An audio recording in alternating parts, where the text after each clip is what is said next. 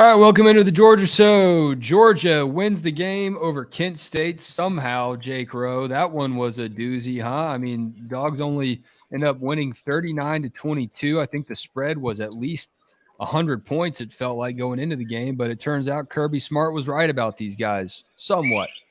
Yeah, I mean they've got a pretty good team. I really like their running backs. I think their running backs look pretty good. Jordan, they made Georgia tackle atrociously, and I think some of that's on Georgia. Some of that's probably the credit to Kent State, but just that ugly game and one of the worst kinds of games you could watch because it never was really that close. But at the same time, No, it no, it it was wasn't. It was like a loose Band-Aid that you can never yeah rip off. yeah, it just kind of flopped around there for a little while. And, you know, uh, are there any concerns?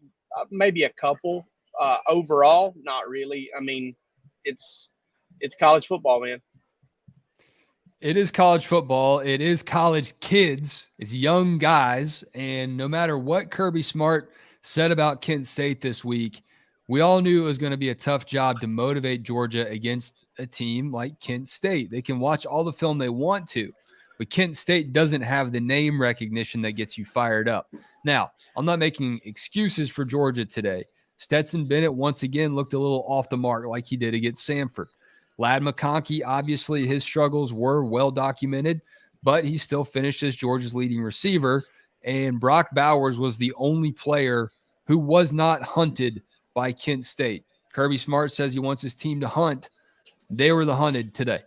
Yeah, they were. I think Kent State kind of took the fight to Georgia in a lot of ways, and not just in terms of like just getting the turnovers. I mean, some of that is just getting a break or two that the other team gives you.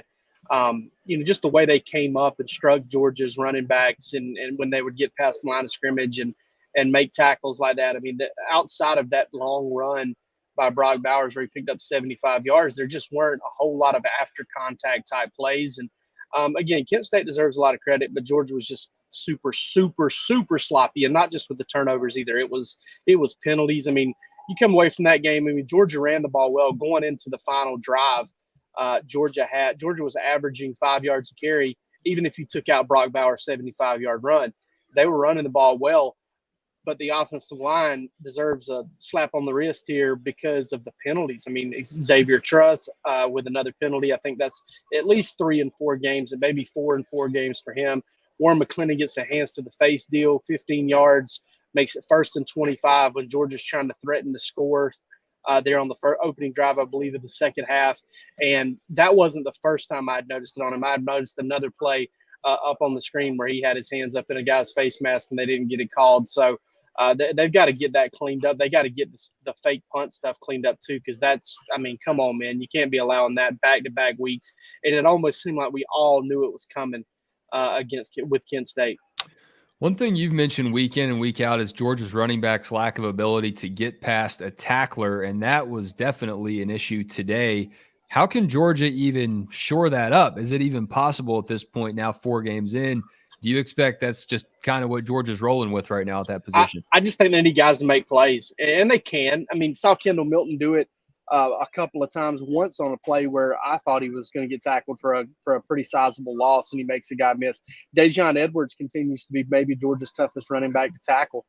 He had a really good drive there in the fourth quarter where Georgia kind of put it away for good with that last touchdown.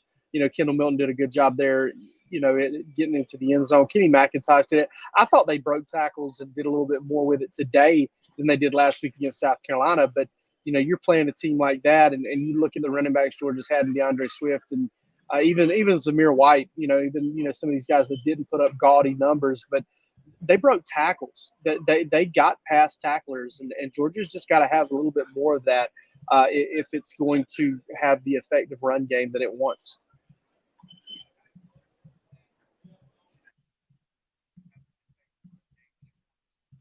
So if you are tuning in live right now, we encourage you to hit that subscribe button, follow Dogs HQ on YouTube, and engage with us. We got a comment here from Matthew C. Jake, you don't have to respond to this one, but this is the frustration from the fans commenting Stacey Searles' offensive line, whether that's going on or not, whether Georgia is failing to attack right now. I don't know. It's 4 games in, but Georgia I wasn't did Wes, look a little sloppy today. I I think that was is something we can all agree on. yeah, Georgia looks sloppy today. I And wasn't a my huge thoughts on fan. this, we focus on Georgia losing all that talent to the NFL. What they lost really, other than that talent, looks like they replaced a lot of the talent. They lost a ton of leadership. And we didn't see a single game like this from Georgia last season. It's the most points Georgia allowed since that Mississippi State game in 2020, the 22 given up to Kent State today. I think that's as much a part of this cake today that Georgia baked between the hedges. Doesn't taste as good as it usually does, as some of the miscues. I think better leadership, and it just comes down to guys that haven't been in enough experiences to say, hey, we got to do better than this, guys, because the play on the field just wasn't cutting it at key moments today. No, and I mean, they didn't have this type of game last year on defense for sure. If they did give up a couple early, they got the ship righted and they figured it out. I thought, to be honest with you, biggest concern from that game was the second half touchdown and Kent State's second half success, not just on the ground, but just as the offense as a whole. I mean, God, easy throws. But I'll say this to the offensive line deal, right? I wasn't a massive fan of the Stacey Searles hire, not at all. I mean, I did think he did a pretty good job at Georgia prior to, in his prior stop at Georgia under Mark Richt.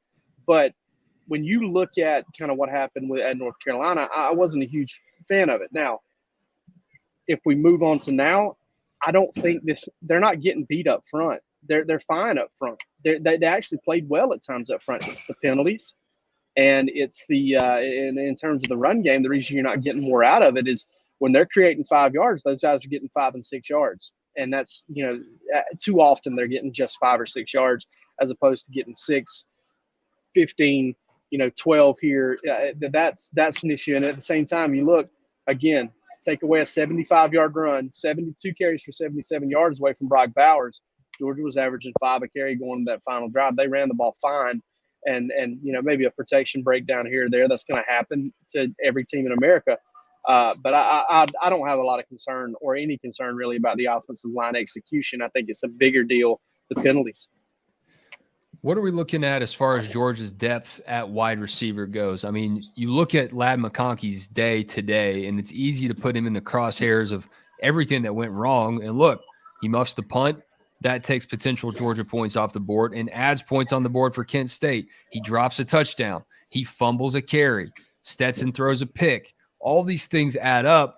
That's what leaves the door open so long for Kent State, and that's what leaves guys on the field to get banged up. We saw Kenny McIntosh get banged up. We saw Brock Bowers get a little shaken up. We'll hear more about any injuries like that in the postgame later on with Palmer Tom's reporting from the bowels of Sanford Stadium. But Jake, if you have too many games like this and you don't have the depth like A.D. Mitchell coming back, what are we looking at there for Georgia to get some more playmakers back on the field?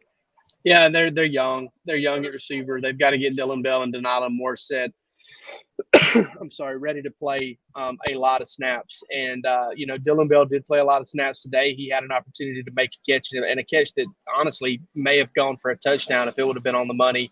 Stetson had a chance to hit him. The ball was behind him. Dylan Bell could have caught it, but it would have been a tough catch. And I think he was also worried about getting laid out on the play. Those guys just have to get ready. I didn't necessarily see this as a weapons issue, though. Like you said, Wes, when you're going in to score, or when you're about to get the football back after a 3 and out and keep all that momentum and you muff a punt, probably takes points off the board. On Ladd's fumble, Georgia was in Kent State territory. On Stetson's interception, they were deep in Kent State territory. That ball was intercepted at the 5-yard line. I have no idea what Stetson was looking at or what he was thinking with that throw. Maybe he was thinking he could set Rosemy down with a back shoulder type deal and kind of stop him there in the seam. I don't know. But, those 3 turnovers – at the very least, those 3 turnovers took 6 points off the board for 2 field goals, because I think Georgia would have gotten, a couple of scoring opportunities there. May have taken as many as 21 points off the board. You had 21 to 39. I can do math, and you're thinking a lot. But you're thinking a lot differently about this game. You're looking at a 60-point game there, and again, you're looking at a lot of momentum. I mean, Kent State scored their first touchdown of the day off of that Lab McConkey fumble, and they hit a big play to do it. Now that's on the defense, horrible angles taken there. That's another thing that I kind of noticed today. It was just a bad game. Bad game for Lab McConkey.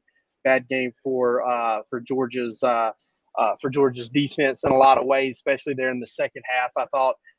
They've got to get some things cleaned up, special teams too. We'll get to what that could mean for Georgia in a moment, but first I want to encourage y'all to check out the work that our friends at Breaking Tea are doing. Check out some of the NIL agreement deals they have going on for Stetson, Brock Bowers, Christopher Smith, Darnell Washington, and all the other awesome designs they have. BreakingT.com/DogsHQ, and we'll also include a link into this broadcast if you're not watching it live and catching the replay. Check out what they have going on. Some pretty cool stuff. Can't wait to get some of it myself. All right, Jake, you mentioned this game today. Just a bad game. You said it's just a bad game. Just a bad game for Ladd. Just a bad game for Georgia. These kinds of games are kind of in the rear view right now. I don't know how good Missouri is. I don't know how good Auburn is. They're still trying to figure their own problems out on the field right now. But these kind of games, Group of Five, FCS, that's done. So how much do you ultimately think a game like this one means for Georgia's identity moving forward? I don't think it means a whole lot. I mean, I do think, that one thing, you never want to see your team go out there and play a poor game and play a disorganized game. But if you're talking about, how you move forward, I think you might get a tiny little behind the scenes fist pump. It's not a happiness, but like all right, I've got their attention again. And when I know we said that a little bit after the Samford game, well, watch what Georgia did. I mean, look at what Georgia came out and did after the Samford game. They went to South Carolina and just boat raced them. It's pretty clear that this team has had its focused, crisp efforts, and it's had its very sloppy, ugly efforts. And when I look at it, it doesn't come as a surprise to me, Wes. It really doesn't. Like, did I think that Kent State would stay within 17 today? No, I picked Georgia to cover, but I thought it would look sloppy early on, and it kind of did, outside of that 75-yard run by Brock Bowers. But it's you've got a team that's trying to reload, and when a team reloads, it's usually not going to be. If you're trying to reload, you're not going to be as consistent as that veteran team that had 15 players drafted last year.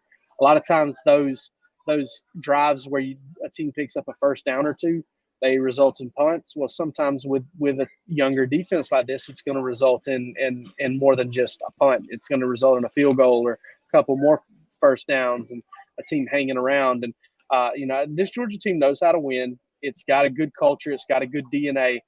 They just have to figure out a way to be more consistent and how to be better without their best stuff, because sometimes you're not going to have it. And there's probably another game this season or two where Georgia's not going to have its best stuff.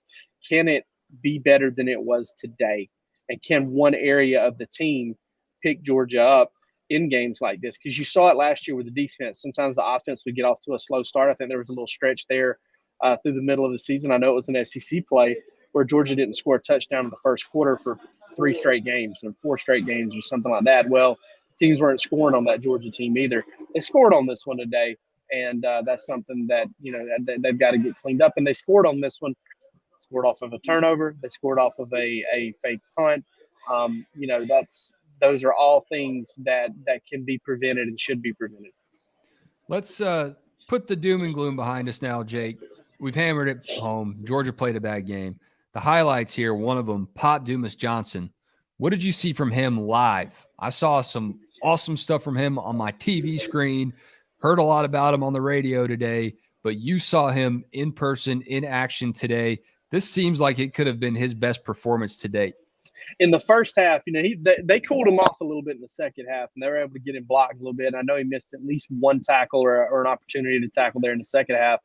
But in the first half, I thought Georgia. I mean, I was having visions of number 17 and number 7 and number 41 that played inside linebacker for Georgia last year. That's what kind of dynamic play.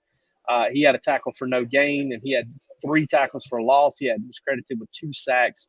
He was all over the field. He played at a really high level there in the first half. And then, of course, the other highlight today, Brock Bowers. a lot made this past week, call it rat poison if you want to, about Brock Bowers and Stetson Bennett's Heisman candidacy. Obviously, Stetson continues his streak of 250 yards passing and 1 rushing touchdown. So even on his not very good day, like you mentioned, he found a way to grind it out and still do his job on the field today. It does have that 1 interception, but Brock Bowers continues to play at an insane level. How can people still underestimate what he's capable of doing on that long 75-yard run? Yeah, Kent State maybe doesn't have the best guys on the field. There's still bad angles being taken. He cuts the corner and he's gone. It's just amazing to watch him game after game. Todd Gurley, a guy you mentioned at halftime, someone that continued to be a game changer individually.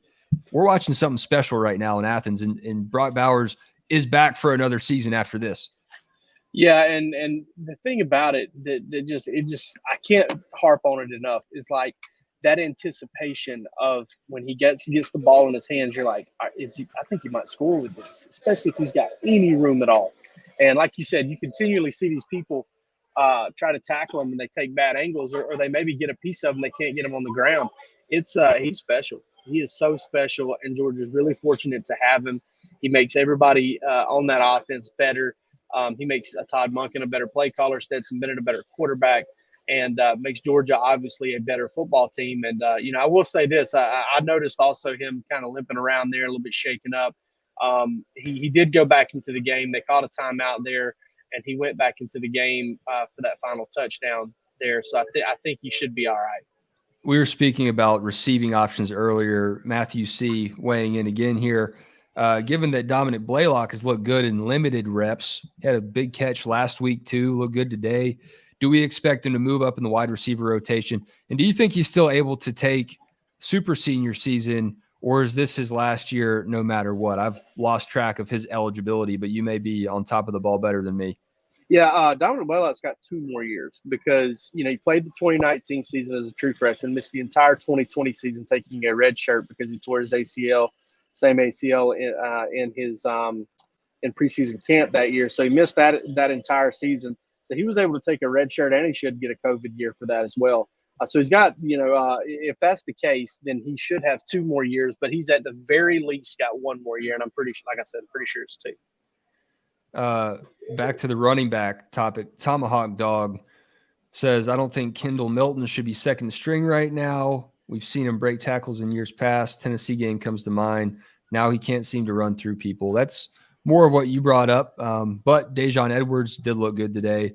And before Kenny McIntosh got shaken up, he was decent as well when it comes to shaking through defenders. But I agree. When I watch Kendall Milton, I don't see that same bruiser of a running back. On the TV broadcast, Matt Stinchcomb, Taylor Zarza were talking about how Milton is the part of the Georgia backfield, the dynamic that typically, you think about Zamir White or Nick Chubb, has a little bit more thump behind the shoulder pads. I'm not seeing that right now. Is he limited health-wise, do you think?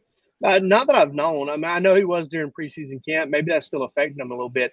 I think one of the things you're running into with Kendall Milton is he's very upright. And I'm just noticing a lot of people getting to his legs unabated, like without having to maybe go through a shoulder pad or something to get there. And then when they're getting there, they're holding on, they're getting him on the ground. And, I think he's definitely a better runner now. Like I said, I pointed this out earlier, he took a toss sweep, and it ended up being a holding penalty on the defense. But he took a toss sweep, and they had him. They had him dead to rights there about 2, 3, maybe even 4 yards deep in the backfield. He made a couple men miss, pulled through a tackle, and got back to the line of scrimmage, maybe even got a little bit more. So funny comment, observation here from Saturday in Athens podcast on Twitter. Once again, Brett Thorson has evidence on Stetson Bennett that he doesn't like Australians. That's a tweet that went back to the opening week. He didn't have to punt today. Not really in the fashion that Georgia would want it to be. It looked nothing like that Oregon game. But once again, Thorson gets to stay on the sidelines. Any other high-level thoughts, big picture thoughts, or nitty-gritty detail thoughts about this team, about this game today, Jake? I know a lot of fans will be ready to flush it as Georgia gets ready for that night game at Columbia next week. I put this on Twitter. Overall concerns, like for Georgia's process or culture team, none. I think Georgia's really talented. We've seen what Georgia can do when Georgia comes out and plays well. Georgia didn't even play solid football today. Okay, I think if Georgia comes out and plays solid football, it's gonna be fine in the regular season. It's got to continue to get better. There are two things, though, two very specific, more nuanced things that concern me. One of them is the one I brought up with the special teams. 2 fake punts 2 weeks in a row. I have a hard time believing that they won't get that cleaned up. I had a hard time believing they wouldn't have got it cleaned up after that first fake punt against South Carolina.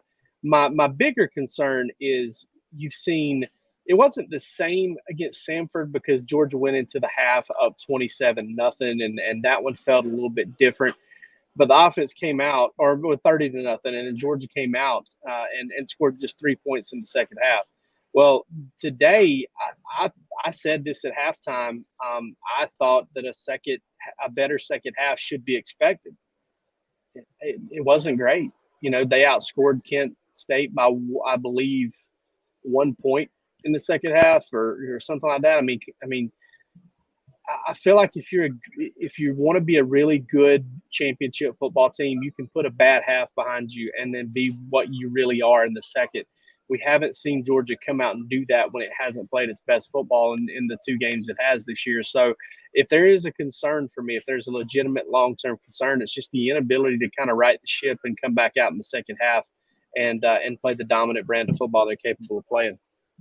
Yeah, I think you hit that on the head. That's what I was wondering about from a leadership perspective. Kirby said it in the spring that he was surprised by how much leadership the team had, but it still wasn't to the level of what you had from Nakobe Dean, Jordan Davis, Devontae Wyatt, Trayvon Walker. All the names. And right now you're just watching a team that has the talent. I think today you saw, if it wasn't Georgia not getting up for the game, I want to give Kent State credit in what they did schematically and in pre-snap and all the things that they did to give you trouble. That's what Kirby Smart said during the week. And, I don't want to speak for everyone, but I could see how the comments he made are things that people would roll their eyes at because Kent State had the record they had. But when you watch them give Georgia fits with their pre-snap motions, I said they look like the Savannah Bananas because they're back there doing all kinds of rotations at quarterback, confusing a lot of Georgia's younger defenders. You can only practice against that so much. And then on defense, the ways they disguised their coverages obviously gave Stetson a little bit of trouble, but also potentially confused some of Georgia's skill players. And then you also add Ladd McConkey's struggles. The good news for Georgia is that Kent State specializes in doing all that stuff. And I don't know how many other opponents on Georgia's schedule have those kinds of things in their bags to go out there and confuse Georgia to that extent. Like you said, if this team can put a bad game behind them, if they are the team that everyone said they were, then they'll put it behind them. But you and I also had the caveat earlier this week when we spoke on Wednesday. We didn't know if this Georgia team was as good yet as everyone said they were because it was only 3 games in. Does one game prove us right? I don't know. Probably not. But there's still a long way to go, and we'll see what these dogs do. For now, it's another win for the number 1 ranked team in the country. Georgia stays perfect. We invite you to be perfect with us. $1 for 1 year of premium content at dogshq.com to celebrate the national championship, celebrate the team being number 1, celebrate Jake Rowe reviving his career with Dogs HQ. We appreciate it, my man. Appreciate your insight and look forward to more post-game reporting. Follow Palmer Toms. He's hearing from Kirby Smart and the players. Subscribe to our YouTube channel. We'll have all those press availabilities right here for you as well. And then we'll also be live tomorrow night, 8:30 p.m. Eastern, after we have some time to think about this one, get the rest of the scoreboard from a really fun day in college football, see how the landscape shapes up today and what the landscape looks like tomorrow evening as well. So you don't want to miss that. Jake, thanks as always. I'll talk to you soon. All right, buddy. Take care.